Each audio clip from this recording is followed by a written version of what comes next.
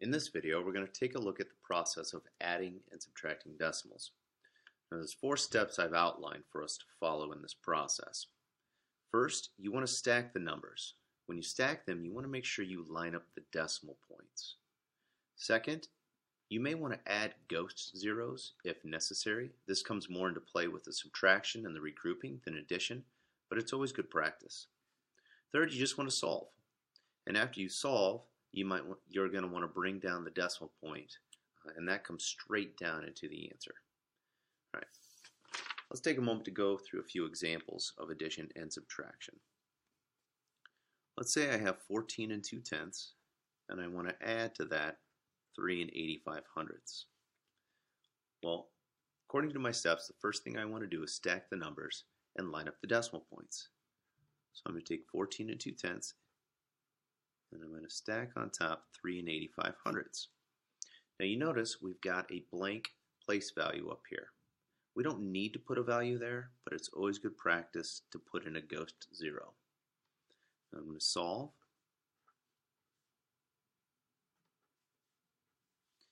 And then bring down my decimal point, and I get 18 and 5/100. To check for reasonableness, I'm going to come over here and do some rounding. 14 and 2/10 to 14, 3 and 85/100, round to 4, and I get 18. And since 18 and 5/100 is close to 18, my answer is reasonable. Let's look at another addition example. Let's take 187 and 205 thousandths, and we're going to add to that 97 and 2/10.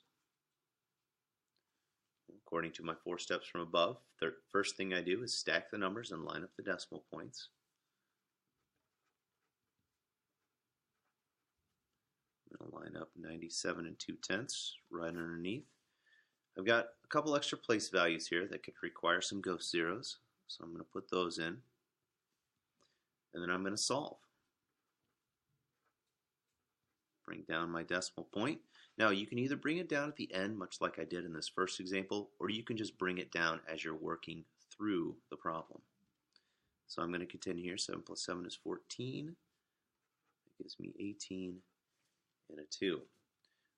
Let's check for reasonableness. 187 is close to 190. 97 and 2/10 is close to 100. So I'm going to add those up, and I get 290.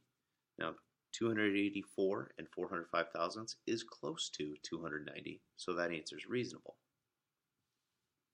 All right, let's switch gears here, and we're going to do some subtraction examples. This first one, I'm going to use a whole number, and we're going to look at the importance of ghost numbers here, or ghost zeros. So I'm going to take 37 minus 4 and 54/100. Now, just like with the addition, I'm going to stack my numbers lining up the decimal points. So use my 37, and then to put 4 and 54/100 down, you notice there's no decimal point shown in this whole number of 37. If that happens and it's just a whole number, the decimal point actually goes at the end. So having that information, now I can line up my 4 and 54/100. And I've got a couple extra place values here, the tenths and the hundredths, where I'll need to put in some ghost zeros. And now I subtract. Well, these are important because without them, you may just bring down the 4 and the 5. But in all actuality, you need to regroup. So I'm going to go over here to the ones place, regroup all the way back to the hundredths, and now I'm going to solve. 9 minus 5 is 4, bring down my decimal point. 6 minus 4 is 2, and then I've got my 30 at the end. Let's check for reasonableness.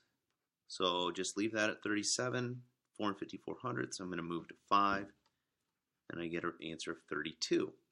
Well, since 32 and 46/100 is pretty close to 32, I'd say my answer is reasonable. One more example.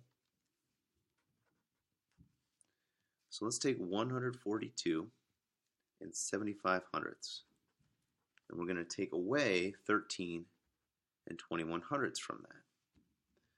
Just like in the previous 3 examples, I'm going to stack my numbers, lining up the decimal points, Now we got a place here, got an empty place value, put in a ghost 0. So now let's solve this. 5 minus 0 is 5. 7 minus 1 is 6. 0 minus 2 I can't do. Come over here to the ones place and regroup. 10 minus 2 is 8. Bring down my decimal point. 1 minus 3 can't do again, so we're going to regroup again. We end up with 128 and 865 thousandths. Well, let's do some estimation. 142 and 75 thousandths is close to 140. 13 and 21 hundredths is close to 10. If I take 140 minus 10, I get 130, which is close to 128 and 865 thousandths, so that answer is reasonable.